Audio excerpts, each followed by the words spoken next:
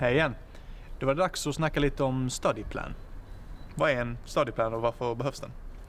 Direkt översatt blir en studyplan en studieplan. Och det handlar helt enkelt om att visa att du har hittat kurser på rätt nivå som passar din utbildning och din akademiska profil. Det finns ju inte så mycket anledning att åka till ett universitet som inte har några kurser som passar det du pluggar i Lund. Nej, det har du ju helt rätt i. Men kan det inte vara lite klurigt att hitta kurser ibland? Hur ska man egentligen gå tillväga?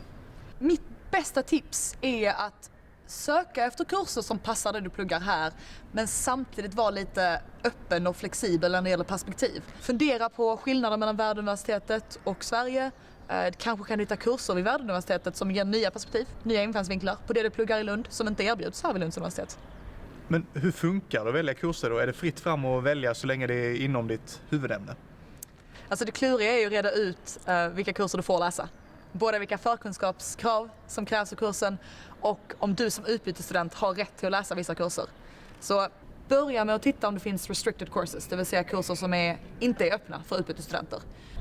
Den informationen brukar du hitta i Solmove som är LUs egen utbytesdatabas.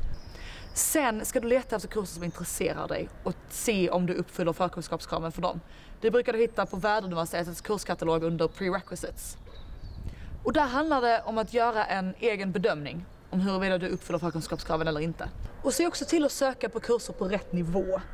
Bekanta dig med vilka nivåer det finns vid Världuniversitetet, till exempel undergraduate och graduate nivå, och kolla i Solmove om båda nivåerna är öppna för dig eller om du kanske ska hålla dig till undergraduate nivå. Och så ta reda på hur många poäng du ska läsa för att det ska motsvara heltidsstudier vid Lunds universitet.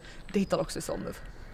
Och sist men inte minst, tänk på att kolla upp så att de kurser du läser är tillgodoräkningsbara för en examen vid Lunds universitet. Det är jätteviktigt.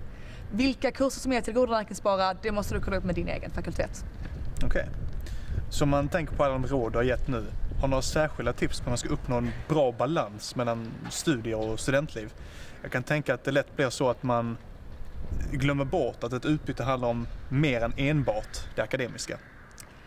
Då skulle jag tipsa om att helt enkelt välja kurser som har en lagom svårighetsnivå. Du kommer vilja ha tid bredvid studierna att uppleva kultur och studentliv. Och även om det akademiska är det centrala med utbytet så finns det så mycket mer därtill som du bara inte får missa. Okej, toppen. Så sammanfattningsvis.